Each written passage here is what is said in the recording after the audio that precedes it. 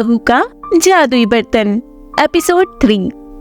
अभी तक आपने देखा कि कैसे मीना ने साक्षी और लक्ष्मी को घर से निकाल दिया था। अब आगे की कहानी। साक्षी अपनी सास लक्ष्मी को लेकर गांव में इधर उधर भटकती है। तभी उसे एक पेड़ दिखाई दिया और वो उसके नीचे बैठ गई। लक्ष्मी ने साक्षी से कहा, मैं बहुत ज्यादा थक गई हूँ बहू और मुझे भूख भी लगी है। आप चिंता न कीजिए माँ जी, मैं अभी खाने का इंतजाम करती हूँ। तभी साक्षी ने देखा कि कुछ दूरी पर भंडारा हो रहा था।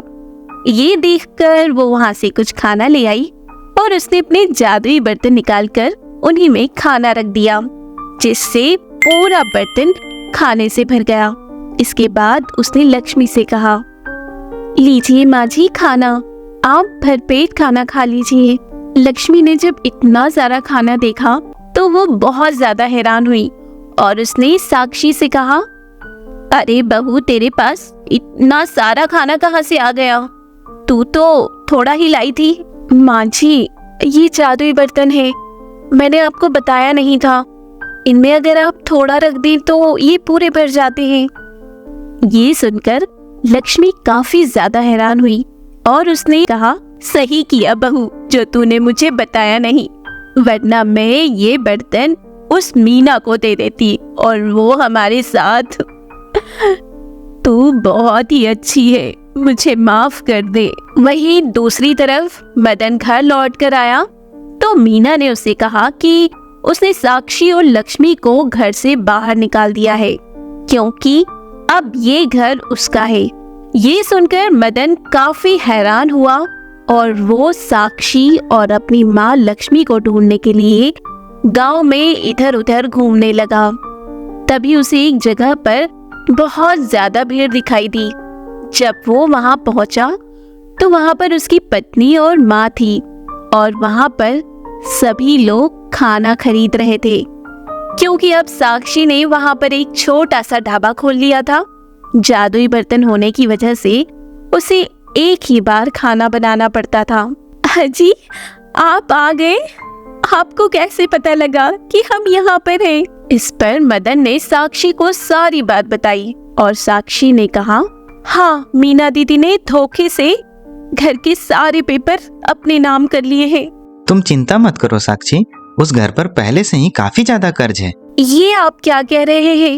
उस घर पर कर्ज है? पर वो कैसे? क्योंकि उस घर पर बड़े भैया ने बहुत सारा कर्ज ले रखा है और यह बात शायद भाभी को पता ही नहीं था। ये सुनकर वे लोग बहुत खुश हुए। वहीं दूसरी तरफ मीना आराम से घर में खुश बैठी हुई थी। तभी वहां पर कर्ज मांगने वाले लोग आ गए, जिससे मीना काफी ज्यादा परेशान हुई। मेरे पास पैसे नहीं है, तुम लोग चले जाओ। हमें कुछ नहीं पता, हमें तो अपने पैसे चाहिए, वरना यह घर खाली करो। ये सुनकर मीना बहुत ज्यादा दुखी थी, क्योंकि उसका पति अब बाहर था और उसके पास पैसे नहीं थे, जिस वजह से उसे वो घर छोड़ना पड़ा। वहीं साक्षी की काफी अच्छी कमाई हो रही थी और उसने वहीं पर एक सुंदर सा मकान बनवा लिया, क्योंकि अब मदन, लक्ष्मी सभी मिलकर ढाबा चलाया करते थे। धीरे धीरे समय गुजर रहा था। समय के साथ सब कुछ सही हो गया था। जादुई बर्तन की मदद से अब साक्षी काफी अमीर हो गई थी, क्योंकि उसे बस एक ही बार खाना बनाना पड़ता था और खाना खराब भी नहीं हुआ करता था। मदन ने नौकरी छोड़ दी थी और वो अपनी पत्नी का साथ देने लगा था। दूसरी तरफ मीना अपने घर पहुंची, जहां पर उसके घर वालों ने उसे निकाल दिया, क्योंकि उन्हें पता लग गया था कि मीना ने अपने ससुराल वालों के साथ क्या किया, जिससे मीना काफी ज्यादा दुखी हुई। अब मैं क्या करूं, कहाँ जाऊं? मेरा तो इस दुनिया में कोई नहीं है। मेरे घर वालों ने तो मुझे निकाल दिया, वहीं मेरे पति भी बाहर है, पता नहीं वे कब आएंगे। ये कहकर मीना वापस लौटी, पर उसे कुछ समझ नहीं आ रहा था कि वो क्या करे और इधर उधर गांव में घूमने लगी। तभी उसे एक ढाबा दिखाई दिया और उसने अपने आप से कहा, मुझे बहुत तेज भूख लगी है, चलो इस ढाबे पर जाकर कुछ खा लेती हूँ। पर मेरे पास तो पैसे ही नहीं है, क्या करूं, कुछ समझ में नहीं आ रहा है।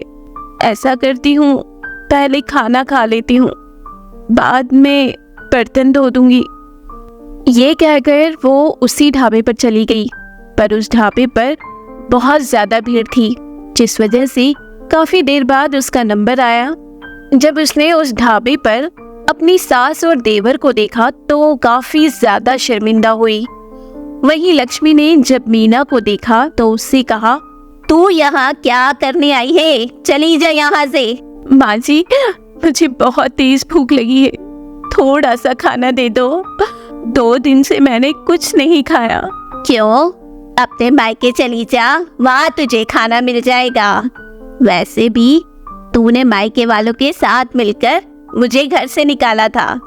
नहीं माँ जी, इसमें मेरे घर वालों की कोई गलती नहीं थी, उन्होंने तो खुद मुझे घर से निकाल दिया।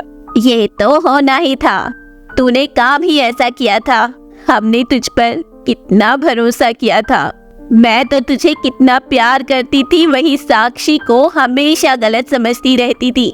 पर आज साक्षी ही मेरे साथ खड़ी है, उसी की वजह से हम यहाँ तक पहुँच पाए हैं। मुझे माफ कर दो माँ जी, मुझसे भूल हो गई। अब मैं कभी भी आगे से ऐसा कुछ नहीं करूँगी। आप मुझे थोड़ा सा खाना दे दो, मुझे अपने घर में जगह दे दो माँ जी। ये कहकर मीना जोर जोर से फिर से रोने लगी। तभी वहां पर साक्षी निकल कर आ गई, क्योंकि उसे रोने की आवाज सुनाई दी थी। साक्षी ने जब मीना को देखा तो काफी ज्यादा हैरान हुई और उसने लक्ष्मी से कहा, अरे माँ जी, आप दीदी के साथ ऐसा क्यों कर रही है? सही कर रही हूँ साक्षी, तुमने देखा नहीं था इसने हमारे साथ क्या किया था? इसने हमें किस तरह घर से बाहर निकाल दिया। मुझे पता है माँ जी, पर आपने ही तो कहा था कि घर की बहू घर की लक्ष्मी होती है, तो आप भला इनके साथ ऐसा कैसे कर सकती है? माना इनसे गलती हो गई, पर अभी इन्हें पछतावा भी तो हो रहा है, आप इन्हें माफ कर दीजिए। नहीं, मैं इसे माफ नहीं करूंगी, ये माफी के लायक ही नहीं है। अगर आज तू नहीं होती तो मैं तो सड़क पर भीख मांग रही होती। मुझे माफ कर दीजिए माँ जी, मुझे पता है मैं माफी के काबिल नहीं हूँ, पर मुझे माफ कर दो, मुझसे बहुत बड़ी भूल हो गई। मीना के ज्यादा कहने पर साक्षी ने अपनी सास को समझाया, जिस पर लक्ष्मी ने मीना को माफ कर दिया और उससे कहा, ठीक है, मैं तुझे माफ कर देती हूँ, पर याद रखना, अगर तूने आगे से कोई भी गलती करी तो मुझसे बुरा कोई नहीं होगा। ये सुनकर मीना बहुत खुश हुई। साक्षी ने उसे खाना दिया और अब मीना आराम से रहने लगी। पर अभी तक साक्षी ने उसे जादुई बर्तनों का रहस्य नहीं बताया था, क्योंकि उसे डर था कि कहीं मीना उसके साथ फिर से कोई छल ना कर दे। तो दोस्तों, ये थी बहू का जादुई बर्तन की कहानी। अगर ये कहानी आपको अच्छी लगी हो तो वीडियो को लाइक कर चैनल को सब्सक्राइब जरूर करें, साथ ही अपने दोस्तों को भी शेयर करें ताकि वो भी इसका आनंद ले पाएं। धन्यवाद।